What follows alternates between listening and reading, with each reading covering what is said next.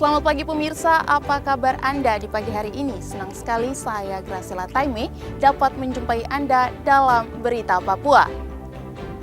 Sejumlah informasi menarik dan teraktual telah berhasil dirangkum tim redaksi kami. Berikut 3 berita utama hari ini. Berenang di Sungai Digul, seorang remaja hilang terbawa arus.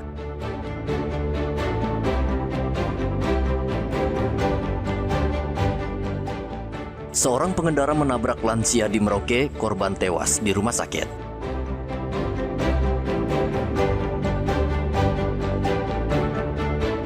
Tujuh rumah kios di Kabupaten Sarmi ludes terbakar.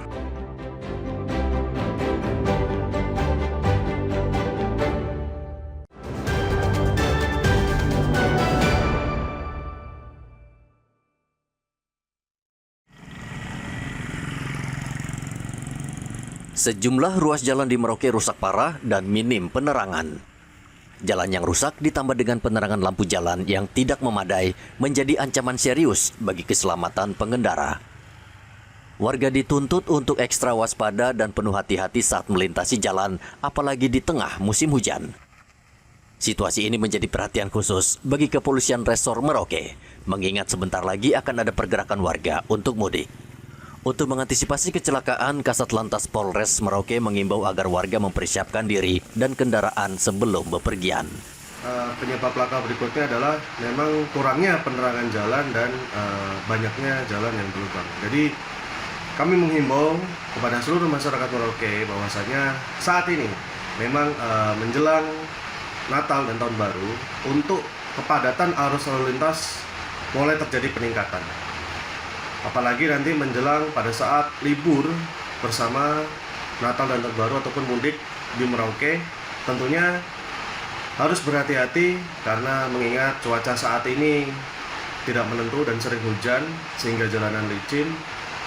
Kami mengimbau pada seluruh masyarakat Merauke untuk selalu berhati-hati, waspada, selalu patuhi rambu-rambu lalu lintas dan jangan menggunakan HP saat mengemudikan kendaraan ataupun mengkonsumsi alkohol ataupun miras. Tentu ini sangat dilarang karena dapat menyebabkan hilangnya konsentrasi atau berkurangnya kesadaran dalam berkendara.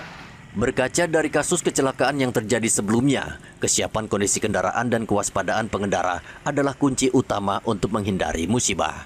Pengendara diimbau untuk selalu memeriksa kelengkapan kendaraan, terutama rem dan lampu sebelum melakukan perjalanan jauh. Arus mudik kendaraan diprediksi akan mulai terjadi pada pekan depan. Ratusan kendaraan dari kabupaten luar Merauke diperkirakan akan melintas di sepanjang jalan lintas Provinsi Papua Selatan. Muhammad Ridwan dan Rian Tonai melaporkan dari Merauke, Papua Selatan.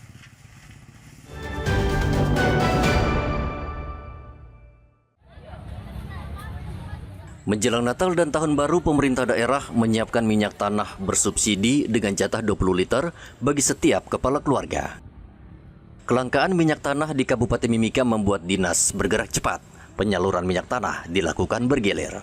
Penyaluran minyak tanah subsidi ini langsung diserbu warga di Kota Timika. Pasalnya harga minyak tanah bersubsidi hanya sebesar Rp4.000 per liter dari harga normal Rp5.000 per liter. Meski mendapat subsidi Pemkab, setiap keluarga di Timika mendapatkan jatah minyak tanah Nataru sebanyak 20 liter. Pembatasan ini dilakukan agar seluruh warga yang merayakan Natal dan Tahun Baru tetap memperoleh pasokan minyak tanah yang merata. Bilang saja ada minyak tanah. Berapa 1 liter ya guys? 4.000. Oh, jadi satu kakak tuh cuma informasinya dikasih 20 liter. Pemerintah kabupaten menyalurkan minyak tanah subsidi di 5 titik yang dipusatkan di lingkungan gereja. Bagian pasar murah untuk khusus minyak tanah. Desember ini kan dibagi ke setiap bagian Nasrani yang siap melaksanakan Natal dan Tahun Baru, sehingga dari harga yang semula 5.000 turunkan menjadi 4.000 liter. Jadi dan setiap warga dikasih jatah 20 liter. Nah, di situ kan disampaikan bahwa warga jemaat GPI Kusina dan warga sekitarnya itu kan disuruh semuanya begitu. Nanti kalau warga sekitarnya dia nanti warga datang ini kan lihat mana yang bisa melayani. Penyaluran minyak tanah bersubsidi ini akan terus dilakukan pemerintah hingga menjelang Hari Raya Natal dan Tahun Baru. Program ini diharapkan dapat membantu masyarakat memenuhi kebutuhan energi selama perayaan Natal dan Tahun Baru. Igobat Momolin dan Rian Tonai melaporkan dari Mimika, Papua Tengah.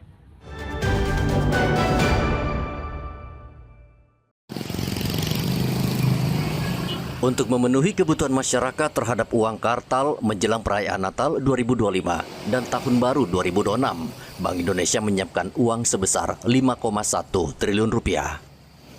Dengan jumlah tersebut, pihaknya menjamin ketersediaan uang di 4 provinsi aman sepanjang periode Natal dan Tahun Baru.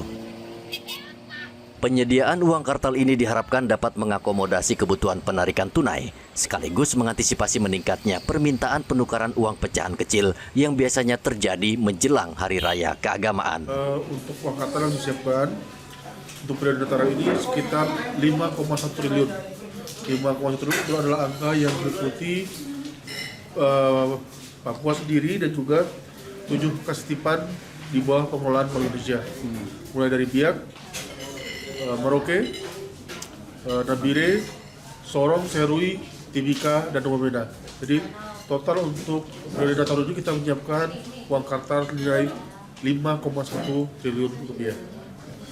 Selama periode 9 sampai 23 Desember ini kita menyiapkan uang tunai untuk penukaran sekitar 27 miliar ya, 27 miliar 600 juta untuk penukaran kepada masyarakat. Ada kenaikan berapa persen dibandingkan tahun sebelumnya? Sekitar 113%. Tahun sebelumnya berapa, Pak? Sekitar 11 ya. 12,9. Bank Indonesia juga akan bersinergi dengan perbankan swasta melalui penyediaan khas titipan di 7 kabupaten kota di Papua. Upaya ini dilakukan untuk memastikan ketersediaan uang layak edar serta mengantisipasi lonjakan penarikan dan penukaran uang pecahan kecil. Bank Indonesia Papua mengimbau seluruh perbankan untuk terus menggiatkan sosialisasi dan edukasi mengenai transaksi non-tunai sebagai bagian dari percepatan digitalisasi sistem pembayaran. Hendra dan Rian Tonai melaporkan dari Kota Jayapura, Papua.